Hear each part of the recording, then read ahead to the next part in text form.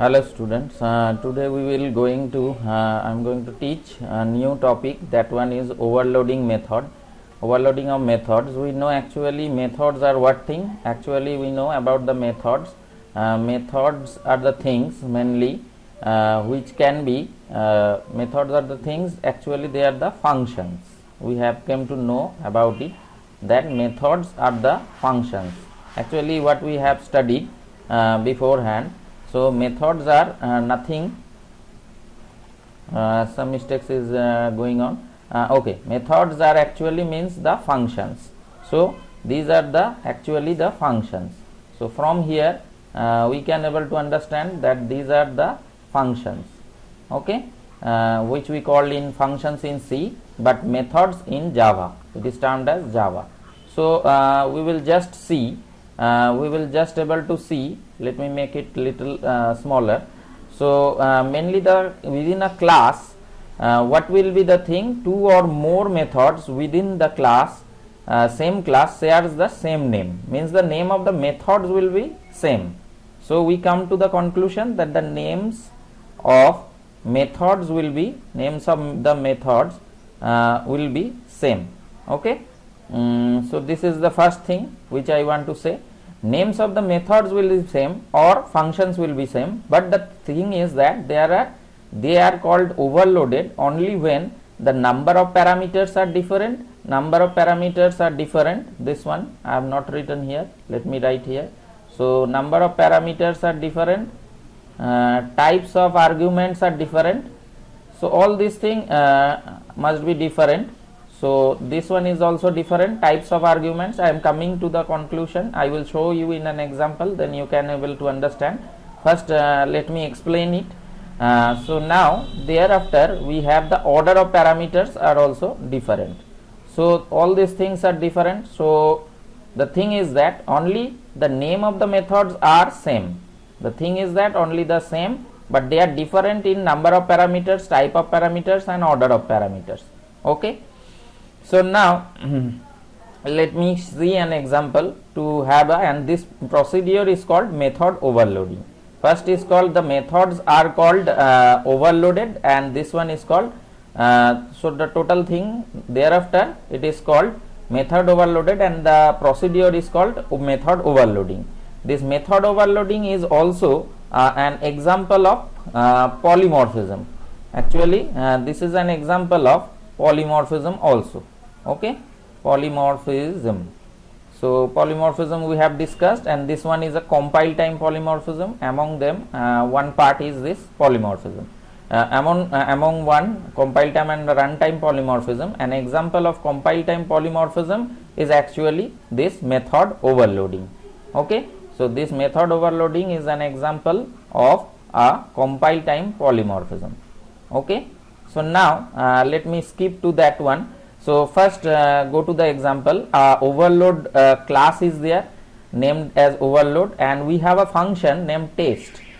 So here no parameters are there. Then see that the number of parameters has been changed. Int a one number has been changed, and also in another portion everywhere we are just printing that no parameters. This one has no parameters. Here only a is present, so we are printing a, and here two number of parameters has become 2, but the name, see that actually the name remains the same. Actually what happens, the test name here also the test name remains the same. Okay, so keep it in mind that the name of the methods remain same, but the number of parameters is different. And also another one, here is another test is there, not of the return type we do not have to think, but the type has also been changed here. So for all this thing we have done here a and b we have given, and here since we are returning here, we are multiplying, first of all we are printing a and returning the value a into a. So in this manner the class has ended. This has been come to an end. That means the class overload has been ended here. So now we go downwards, and here first of all we are creating an object of overload method, and there is a result also. So now what we will do, first of all ob dot we are calling the functions one by one. this one is the first function. So since I am calling, this one will be called, and this will connect with which one, this, with the help of the test it will be connected. So it will print no parameters. So first one is first method has been called. Similar another method, when it is we are giving 10, it will understand that only one parameter and it is in integer has been called. So it will went to directly to this method, and we will get a value of 10. Okay. So now after that we have 10 and 20. So now two parameters is being passed. So now what will happen, it will go to this one where two integers are being asked, a and b. 10 and 20 has been said here, and 10 and 20 will be presented here. So system a and b value will be presented, and since double is there, and also here the type is different, actually the order of parameters are not different, we have not seen. So we will not seen in this example, but it actually occurs. So while defining it, we must try to mention all these things so that we can able to get the full marks. So at the last what happens, a result I have put double result where we are returning, and here we are just giving the double value, that is 123.25. okay, system.out.println, and the result value we are getting. So let me see, here the output is not given. Actually the outputs will be system, first of all no parameters will be the output, then a equals to 10 will be the output, and then a and b, that means first of all 10 and 20 will be the output, and at the last here after multiplication they are returning, first of all the value will be printed, 123.25 will be printed, and also the result of 123.25 into 123.25, which you can calculate and see the result will be, you will get the result here.